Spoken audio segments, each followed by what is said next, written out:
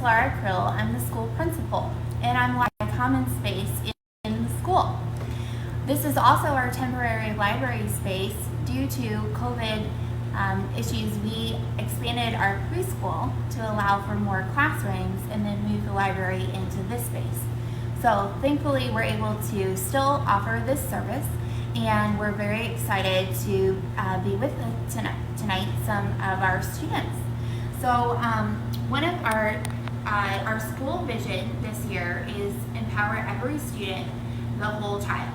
And it's really important to us that we have lots of opportunities to increase our leadership opportunities for our students and the things that they're able to do on their own and ways that they can be empowered in the school to share ideas and help improve our school. We have lots of opportunities, even amidst the pandemic, that provide some of the limitations. We still have all of our ministries in the church, so our students are very involved as altar servers, lectors, cantors, even Eucharistic ministers. And Father Jason has trained many of our students to be able to participate, so we're very excited for that.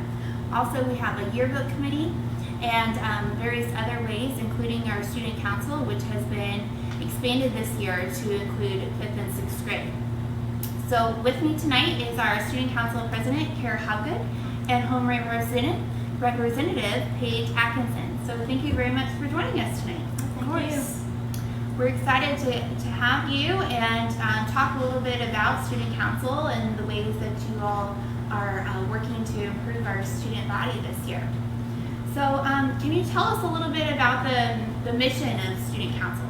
I can. So overall, the goal of our student council is to inspire and cultivate that that attitude of leadership in all of our students, not just those of us that are up here. And we're so excited to have that addition of the 5th and 6th graders, because our teachers and all the staff here always tell us that no matter how small you might feel as a child, everybody's voice can make a difference, and we are the future, and that's super important.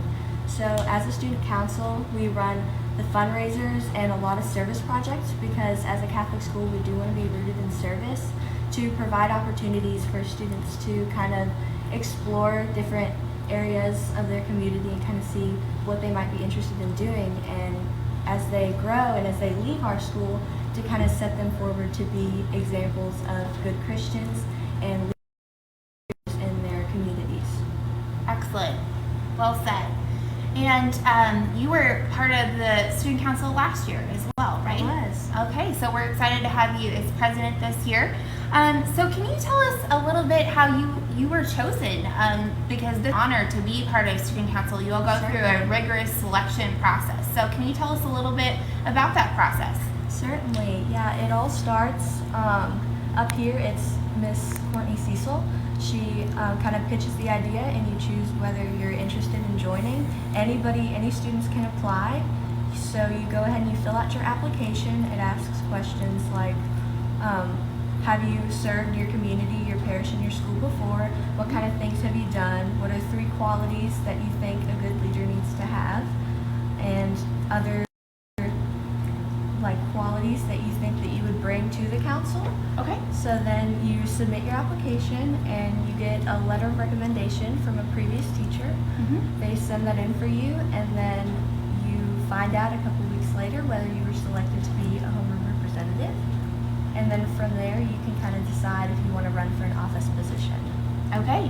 So you all did the whole campaign. I remember and slogans and everything. And then how many officers are there again? There's president, and then vice president, and then you'll have a spiritual director. Is that right? We do. And then help me remember the other ones. Secretary and public relations. Okay. Excellent. Very good. Very important. So let's talk a little bit about what you all have planned for this year. I know you've got lots of exciting events coming up.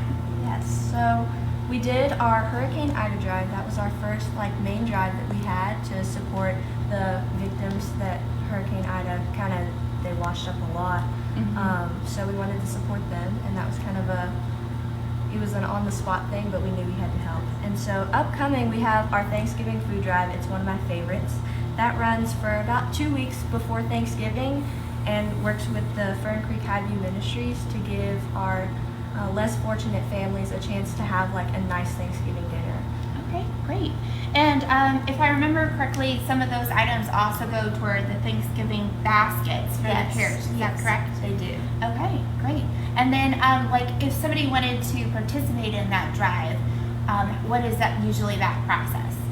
So usually that'll start with, in the music hallway over close, like beside the gym, we'll have donations where we'll put up a sign and then students can bring in whatever they want. Last year we actually did something new where you kind of, each grade level had a specific item so that all the baskets were kind of evened out and they all had one of each thing, and we found that worked very well. But there's no limit. We kind of sometimes will have a little bit of competitiveness to see who can bring in the most. Yeah. And oftentimes we'll have an incentive. Sometimes it's like a donut party or maybe a dress down day for that class, just to get people excited about, you know, helping out. Okay, awesome.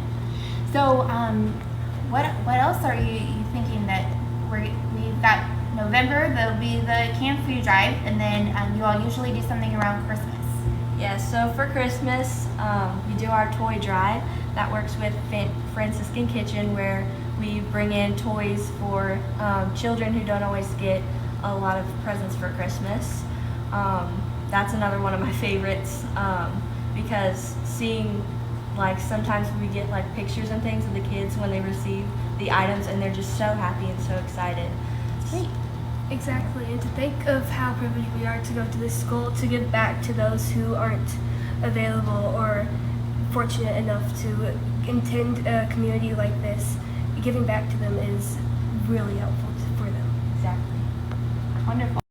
And then you all do the famous candy cane sale as well. I Yes. know everybody looks forward to that in St. Nick's Day.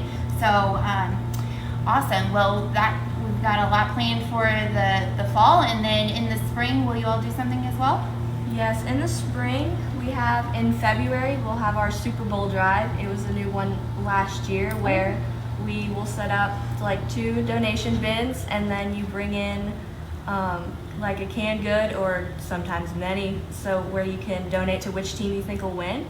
And then we'll count them up and we'll kind of see whichever one has more. That's like our official school vote, and we have a lot of fun seeing like which team wins and if we were right. And then if we were, then sometimes we'll have like a uniform break, or we'll have a little celebration just to say like, hey, we did it, like we picked the right team, and that one's a lot of fun. Great. All right, very exciting.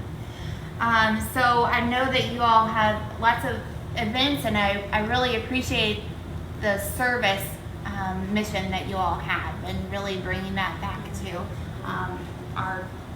our goal here at St. Gabriel